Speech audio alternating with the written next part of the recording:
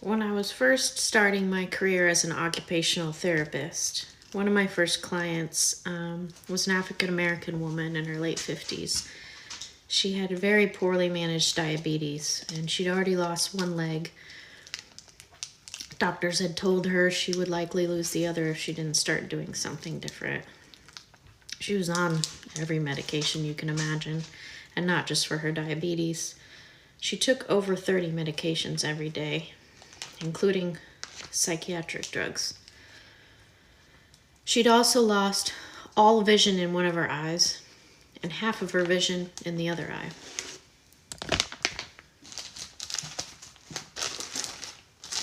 Her prosthetic leg didn't fit anymore because she was overweight, so she spent most of her day in a wheelchair. She used to be a swimmer, and when she brought that up to her doctor, he suggested an occupational therapy evaluation to see if I could help her get back into swimming, get her more active. So that's what I did. After building rapport with this woman and developing a good working relationship, I felt comfortable having the hard conversation with her.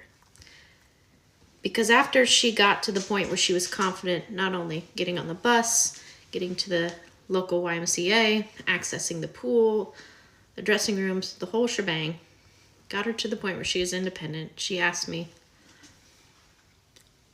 how often do I have to come here and do this to really start seeing some results and like losing some weight and getting healthier? And I said, there's no amount of swimming you can do that's going to help you lose enough weight or get healthy enough to make any real difference.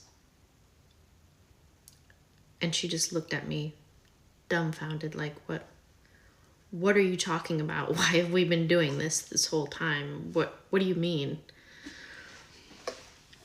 And that's when I had a tough conversation with her about her diet. She had told me what she typically consumed during a day, what her average breakfast and lunch and dinner looked like, and the unhealthy late night snacks she would engage in.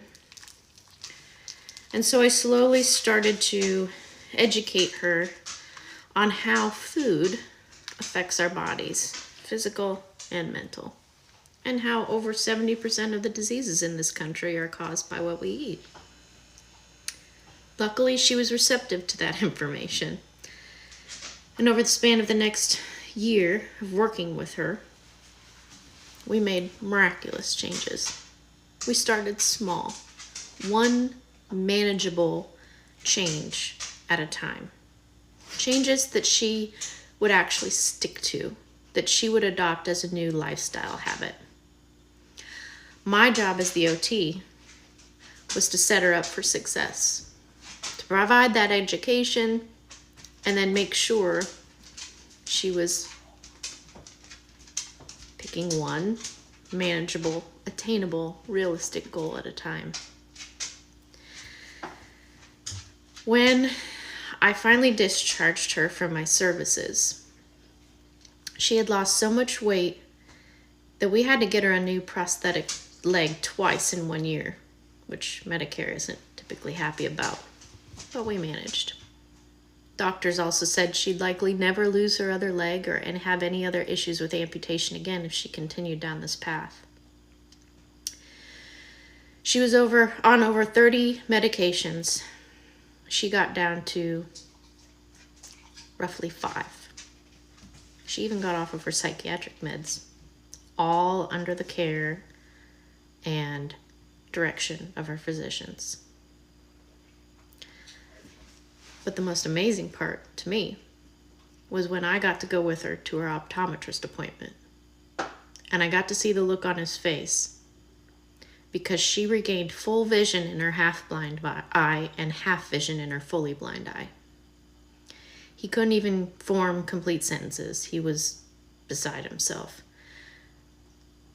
And he asked her what she'd been doing. Was she on a new medication? Something he didn't know about? And she just grinned at me and she said, I just changed the way I ate. You can reverse diabetes type 2. You can actually reverse heart failure. And contrary to what it'll say if you Google it, you can reverse kidney disease. I recently met a woman who was on end-stage dialysis. For end-stage kidney disease. And she's not anymore, and her kidneys are fine. All because she changed her diet. Oh, and you can still enjoy the food you eat. So, if you find this interesting, and you're sick of paying ridiculous healthcare premiums, and sick of how dysfunctional our healthcare system is, and you want to try something different, feel free to follow me. That's what I'm going to post about. Every post, I'm going to share tips and tricks, nutritional information, websites you can go to, apps that are helpful, ways to set healthy goals, etc. I hope this helps.